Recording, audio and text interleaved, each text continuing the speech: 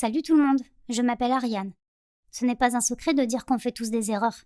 Et on se sent tous mal après. Mais si je te disais que j'avais fait une erreur fatale qui m'a fait tellement culpabiliser que j'ai commencé à avoir des troubles du sommeil, j'en suis devenue somnambule.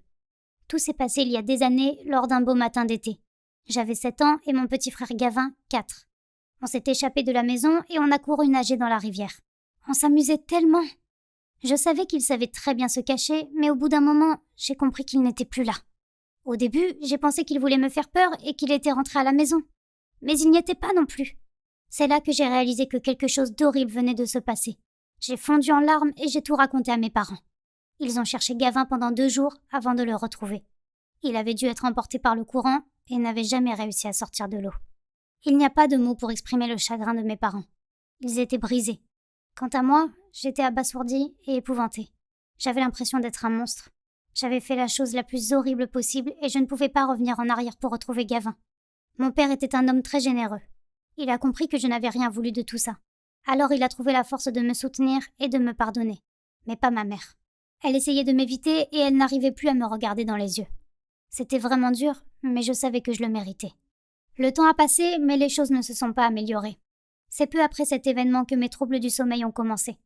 Il m'arrivait de me réveiller dans la cuisine ou dans la salle de bain, en ayant ouvert le robinet sans m'en rendre compte. Mais généralement, j'allais dans la chambre de Gavin et je faisais le ménage ou je m'amusais avec ses jouets. Comme quand je jouais avec lui. Je chantais même des comptines devant son lit vide. C'était super bizarre. Bien sûr, mes parents m'entendaient et venaient me voir. Ma mère devenait furieuse dès qu'elle me trouvait dans la chambre de Gavin. Elle tremblait de colère. Et elle ne me croyait pas quand je disais que j'étais somnambule. Elle était persuadée que j'étais allée dans la chambre de mon frère pour l'embêter et la faire sentir encore plus mal. Et même quand mon père m'a amenée chez le médecin qui a confirmé le diagnostic, elle n'a pas été convaincue. Des mois, puis des années ont passé. Ma vie était devenue un enfer. Mon somnambulisme empirait et aucun médicament n'arrivait à le calmer. Cela faisait presque 10 ans que mon frère s'était noyé dans la rivière et chaque jour, ma mère me détestait et me maltraitait un peu plus.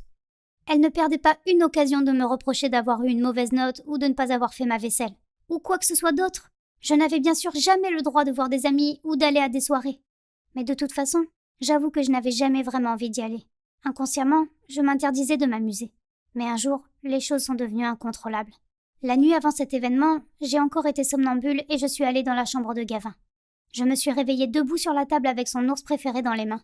J'ai entendu ma mère crier « Elle le fait encore! Elle me rend folle !» Elle m'a attrapée et m'a tirée hors de sa chambre. Je n'ai pas dormi de la nuit. Je serrais l'ours de Gavin dans mes bras en pleurant.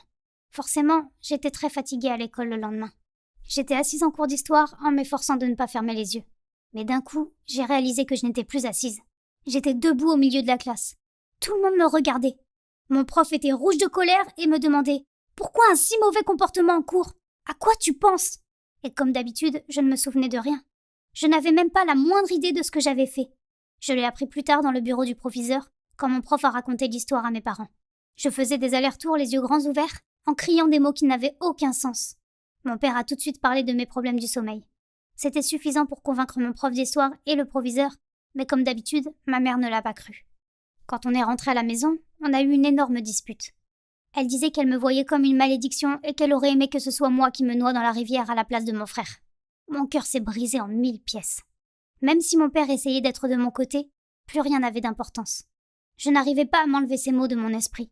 Ils tournaient en boucle comme un disque, et c'était le début de la fin. J'étais allongée dans mon lit et je me suis promis que je ne laisserais plus jamais ma mère me faire du mal. Et mon corps m'a entendu. Je me suis réveillée à 4 heures du matin en entendant un cri horrible. J'étais dans la chambre de mes parents. J'étais au-dessus du visage de ma mère en tenant une des haltères de mon père. Quelle horreur! Je l'ai immédiatement jetée par terre et je me suis enfuie. Je me suis enfermée dans ma chambre et je me suis bouché les oreilles. Je ne voulais pas entendre les insultes de ma mère. Elle n'allait jamais comprendre que je ne voulais pas lui faire du mal. Le lendemain matin, mon père est entré dans ma chambre. Il avait un air lamentable. Je lui ai demandé ce qu'il s'était passé, même si je l'avais déjà deviné. Ma mère avait fait ses affaires et était partie. Elle avait aussi pris la plupart des affaires de Gavin, y compris son ours. Mon père et moi n'avions pas eu de nouvelles pendant plusieurs semaines. J'étais au plus mal. Même si elle me détestait, je l'aimais toujours et je voulais qu'elle revienne.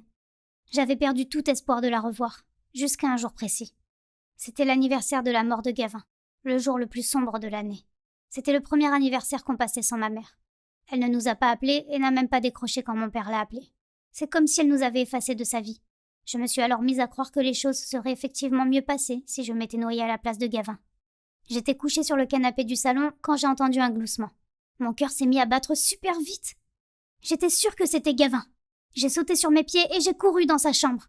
La lumière était allumée et l'ours était au milieu de la pièce. Je n'en croyais pas mes yeux. Maman est rentrée? Et j'ai encore entendu le gloussement. Je l'ai suivi et je suis sortie de la maison.